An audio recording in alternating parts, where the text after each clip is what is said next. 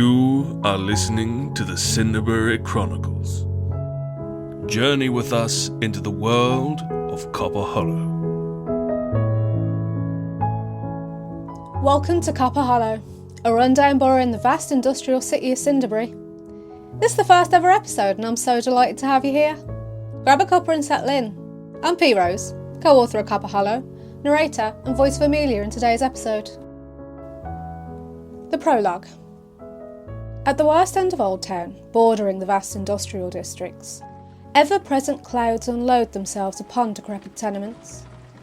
Those who occupy the cramped flats are distracted by their woes. What little comfort they have is hummed by radios as kettles whistle in the background, drowning out the thud of rain on their windows. One of the windows crunches open.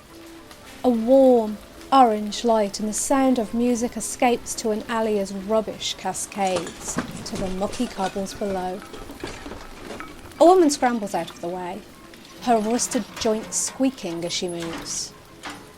She sinks to the cold stones, listening to the smooth notes of the radio for a sweet, fleeting moment before the window closes. She leans into the nook of a nearby skip, watching a stray tin can roll with the wind down the dank alley. The wind picks up, and rain runs down her peeling enamel-painted skin. She hasn't felt this kind of cold since she was a soft-skinned girl, busking on the streets of Old Town, trying to make it big enough to perform on the stages of Golden Heights. She drags her arm up, opening a hatch on her belly to reveal dying embers. She prods at them in a vain attempt to keep her motor whirring. Her batteries long since depleted. After a moment, she closes the hatch and peers down the alley, a blur with rain, saying her last prayers into an old string of beads. Her heavy eyes lock onto a fleeting patch of purple, interrupting the ever-present grey that lives in most of the city. She watches as it passes, wondering what it could be. She contorts her body into a ball, a feeble attempt to stay warm. Old human instincts die hard, even for an automaton. Her eyes slide shut, too heavy to hold open. The sounds above cease, the world mutes, and all that is left is black. An inescapable feeling of despair drowns out the last of her thoughts. An indiscernible moment passes. Heat surges through her body, and her eyes open to the sight of purple, just purple, and to the light sound of a woman's voice. The crackling of a fire sounds over the pitter-patter of rain on canvas. The purple umbrella rises to reveal a young, red-headed woman who closes the hatch and smiles. "I thought I lost you for a moment there," she says, her voice gentle and proper. She holds the umbrella over the shabby automaton, a neglected bag of groceries sitting at her feet, getting soaked by the rain.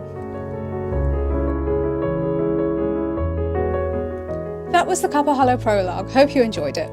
This is going to be part of a podcast series where we record the audiobook and you get to be the first ones to listen for the wonderful price of free. So yeah, the prologue. How did you feel that went, recording this for the first time? Yeah, I should probably say that I'm Orphan, the second half of the authors in the book. Oh, that's a weird way of putting it. But no, that went really well. I thought you did a really, really, really good job. Thanks. So I've got a lot of practice in reading this because often when we go back through it, I'll read it out. We kind of found that we had to read through it to notice all the little discrepancies and things that were wrong. Most of the time, I was the one reading, but not all the time. So I've got a lot of practice doing it, so it wasn't too hard for me because I've read aloud so many times at this point.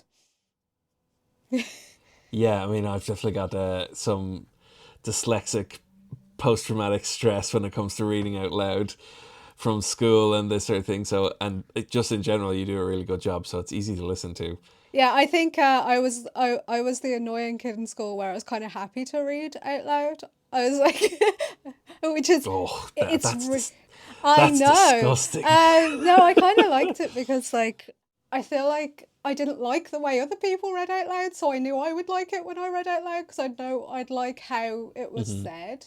And I know that's like really vain of me, but like sometimes I'll be like, you didn't pronounce that right, or you didn't like emphasize that right. Do you know what I mean? Yeah. No, I mean, it's you definitely want to do things right. Yeah. I think also I'm just particular. Like, I struggle to listen to audiobooks because it really depends on the narrator. And I'm sure loads of people won't like the way I sound. Like, fair enough. I don't blame them. Everybody likes their own thing. But like, for me, when I'm like listening to audiobooks, I really struggle first to focus. Like, one of the things that I really like about physically reading is that I'm like hyper focused on it. So I don't kind of notice anything else. And I can so easily be distracted when I'm listening to an audiobook. But the other thing is that if it's a bad, well, not even bad, but just not to my taste narrator, then I find myself getting irritated and annoyed. Yeah, I mean, definitely a narrator can make or break a book. I think usually you have to listen for a while and get used to the person as Yeah. well. Some of them start off very monotone, very robotic, but eventually, depending on the book, they might actually do a good job of reading it, and it's just a matter of getting used to it Exactly, yeah. or used to somebody's voice or inclination. And the other thing, I suppose, is that's sensitive for reading, especially if you've read the actual text, is you've lived that in your own way. Exactly, You've yeah. read the text and experienced your own way. So when somebody comes in and puts a different spin on it in terms of tone or just the general way in which they read it, then yeah, it can feel really weird until you get used to it. Exactly, yeah. It can be a thing where you have to. I mean, so you know, the Harry Potter books, and in the first audiobook, I think Stephen Fry calls her Hermione, something like that. I think so. Yeah, Hermione? but because he had never heard it said, he didn't know how to pronounce it. So, You'd think the producers would have well, see, well, the would thing have is, got it was him. before the films were out. So he just had that and nobody knew how to pronounce it.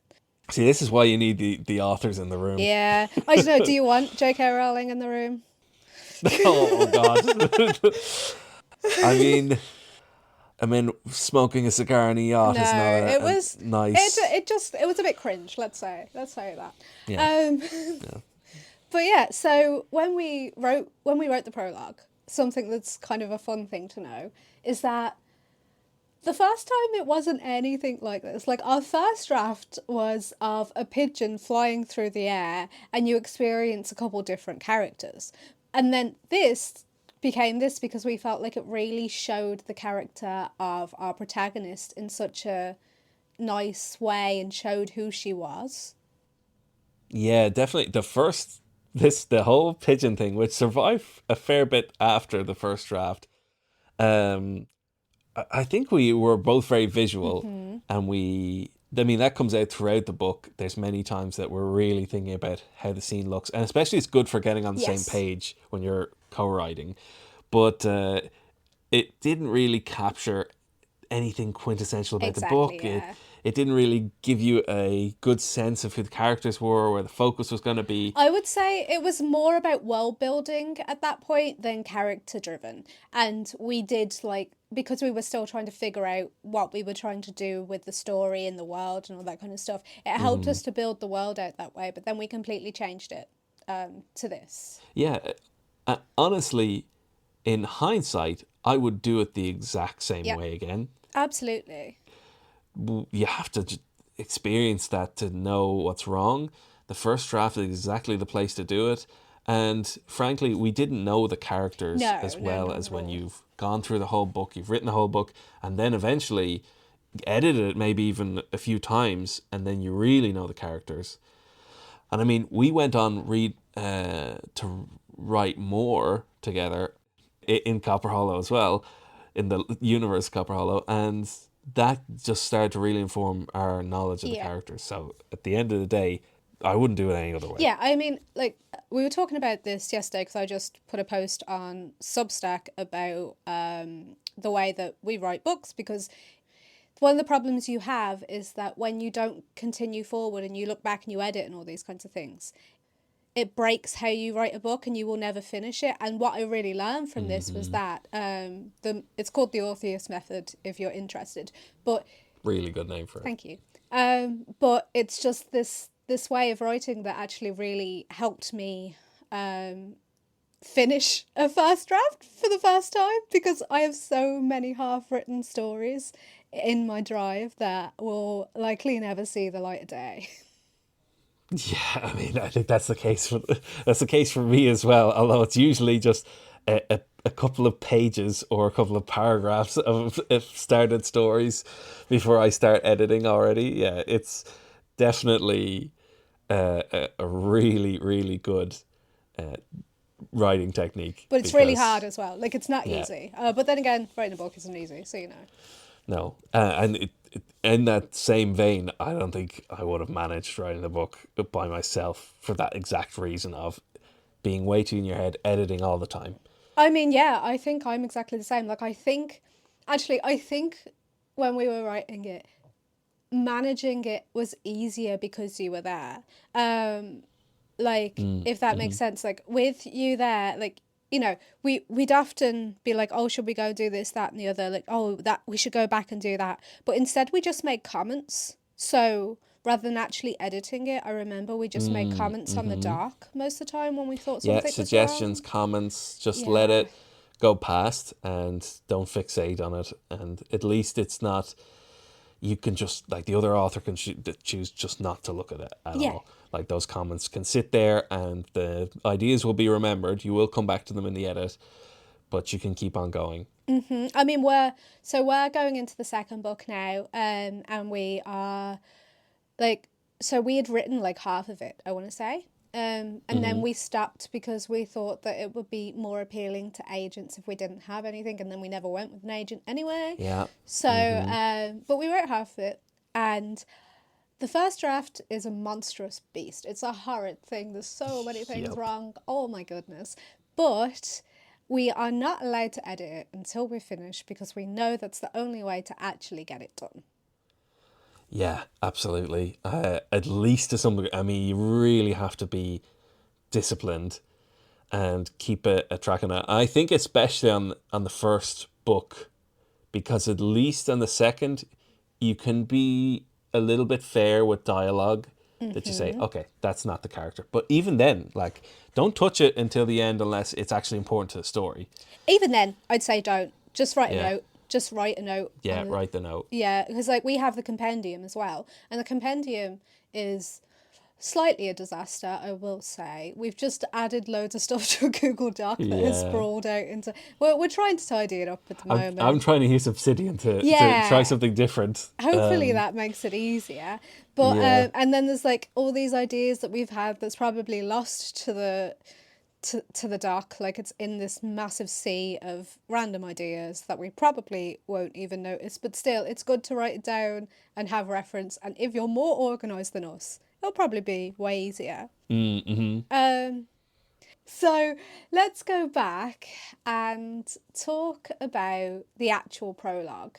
So let's start with the decrepit tenements. When we wrote this, I have just such a strong visual for this. Yes. And like, it's just like these people struggling with the like crushing weight of the world upon them, trying to just find those moments of joy with their loved ones or in solitude after a grueling day of work. But like, everything is not that nice, and you're just like comforted by small things like a warm cup of tea and like the songs on the radio, you know, like those kinds of things that like just after a long day you just kind of crash, you know. But like, Homely feeling. yeah, exactly, it's both like kind of homely but struggling, like, you know, those two things. Yeah. Well, it's not supposed to be like, I think in our first draft, and again in some of the concepts when we were storyboarding, it was like almost more dystopian, like a Yeah, it was way post-apocalypse more almost. dystopian, Um, I think another element is that one thing we got right about this idea of like the bird, the pigeon coming through the sky and looking over the city is that the city is a character in and to itself. Yeah. Like, it is actually really important that we establish who the city is, and the state of the world. Yes, And exactly. in that way, by showing how desperate the world is and showing this moment of despair for our automaton character, it really highlights when our protagonist comes into the scene, and you get to see what they're all about. Like, you get this little glimpse of the core identity of that person and what they represent. And that says a lot more than actually having a whole load of dialogue. Yeah. Yeah. I think you're right. Like, what we have here is we have like these people struggling in this like kind of rough neighborhood, and we have this automaton who is really about to die. Like, she's really at that point of death. And then it was only by pure luck that someone kind and knowledgeable comes upon her and helps her. And without that, she would have just died and been this, like, had this automaton body just left in an alley amongst the rubbish and the rain, all of the horrors of that and the sadness of that. Really, the prologue is this moment of hope that even in this terrible world, we can be kind to each other, and in that kindness, we can save lives. Well, we're definitely introducing our protagonist as a hero in that sense. Yes. Yeah, we are. But it's a hero not in the sense of like, oh, she fights and she does all these kinds of things where like it's not that kind of masculine idea of a hero that we have, but rather the like the comfort and safety of a more like feminine touch, if that makes sense. Not necessarily that it's a feminine trait, but rather what is displayed as feminine within our society as the caring and nurturing type, rather than the bold and brash type. Do you know what I mean? This is definitely something that is central to the book. I mean, we tread a fine line between having a world that's filled with action and a lot of violence and grit, but it's important to make a distinction that we're not glorifying that, or at least we're trying not to. And we really wanted our protagonist not to be somebody who was perpetuating some of these worst elements, at least not doing it willfully, you know? Yes, exactly. It was so the point that like she was supposed to be like a hero, but not she would be making things worse to make them better. She would just be trying to make things better. I think that there's just too many heroes that are gun on their hip, solving problems of violence, and there's definitely a place for that. Like, we're not trying to say that we don't do think that pacifism at all. is the way, or that any of this. As we go through the book, we'll find out how gritty and dark this world can be, and just how much violence is sometimes inevitable or even the right thing to do at times. Yeah. But really, we want to come from a place where it wasn't from violence. Do you know what I mean? Yeah, well, we want to come from a place where our protagonist is trying their best to make the world a better place. The ends do not justify the means in doing that all the time. Occasionally, the ends justify the means in terms of what alliances and how they navigate the world, because it's a really dark, difficult world. But for the most part, we want the core strength of the character to be empathy. Yes, exactly. That is the whole point, almost. Empathy is really important because I think too often we think that the world is built by men of action. And that can be very true. Again, not to disregard the figures in history, battles, important moments. They are absolutely important. And plenty of action decided the course of human history. But we tend to forget, because we kind of have a negativity bias and we like the idea of violence and we glorify violence, is that actually society is built on a lot of goodwill, a lot of care, a lot of looking after people, a lot of raising people right, or indeed neglecting that leads to a lot of the world's problems. And again, we want the protagonist to be something that represented the best course of humanity and what is a good character. And especially for men, the good character is way too often that they solve problems with violence, and that their core trait is that they have willpower and they go and they punch people and they solve problems. Yes. And we have a little bit of this, but for the most part, their core strength is their everyday good intentions, care, and navigating things with their head instead of their fists and instead of guns. Yeah, and speaking of like good male role models, essentially, we do have a character that I'm looking forward to you all finding out about that kind of fits this role of masculinity without brutality. And honestly, he's one of my favourite characters. But we'll get to that in due course. No, he's definitely a winner. Exactly. I'm so grateful for anyone listening.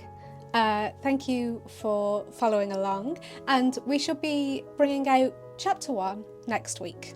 Yeah. Until then, have a lovely week, and goodbye. Goodbye. Thanks for listening.